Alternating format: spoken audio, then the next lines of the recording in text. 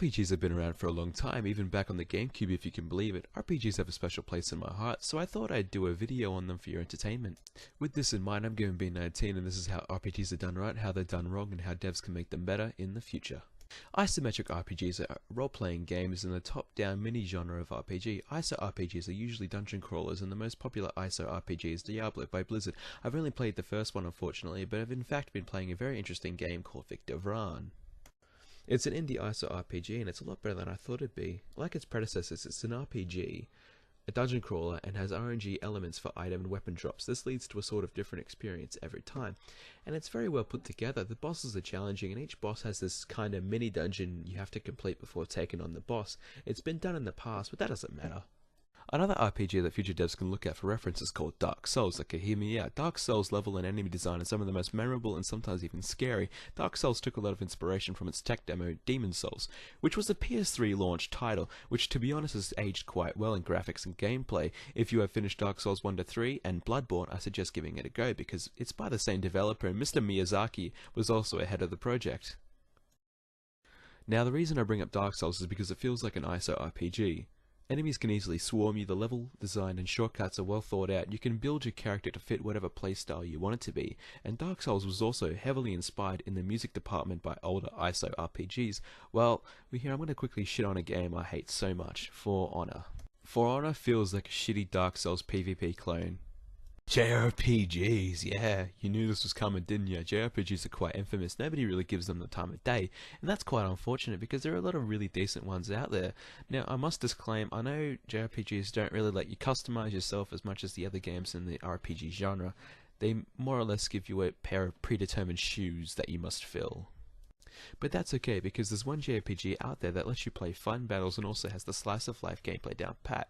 I am of course talking about Persona series. I would like to say that Persona 5 definitely takes the top spot of best game of the year. It's the most stylized and fun game to play this year. Its battle system almost feels like playing music. Once you know all the enemy's weakness, it becomes a matter of style, trying to chain together attacks with other party members and taking them down with a group attack to get XP bonus.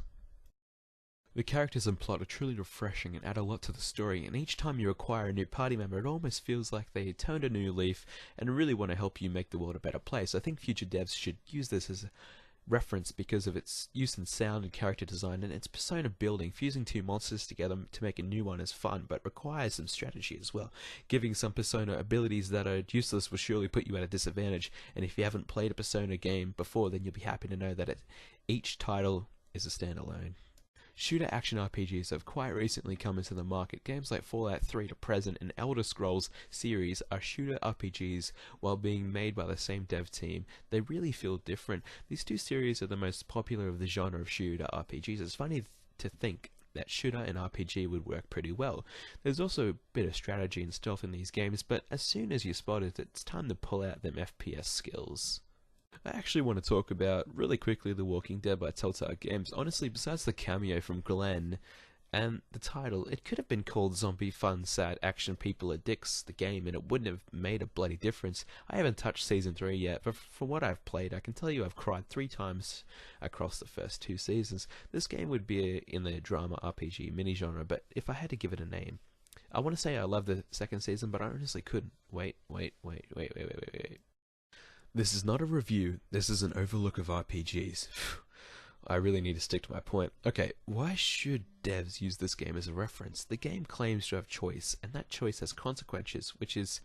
not really. They lied to us, but the game won so many awards, it's insane. But, big stinky butts, why was it so fun to play?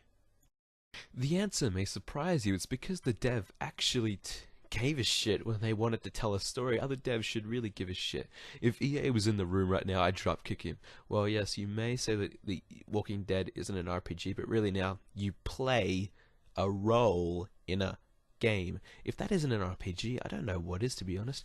But with that kind of logic, I guess every game can be boiled down to RPG. But what makes an RPG an RPG? An RPG means to have choice, creating a role for yourself and then you fill the role to fulfill whatever objective you may have. Whether it's to save your son, whether it's to protect a little girl, whether it's to reform society, Whether it's to link the fires to save the world, games are a way to cast away our masks of real life, to be able to be the hero, to stand up for yourself. Games in general are for fun. Games, and especially RPGs, are a way to be who you want to be. And well, when video games don't let you do that anymore, you'll find me outside.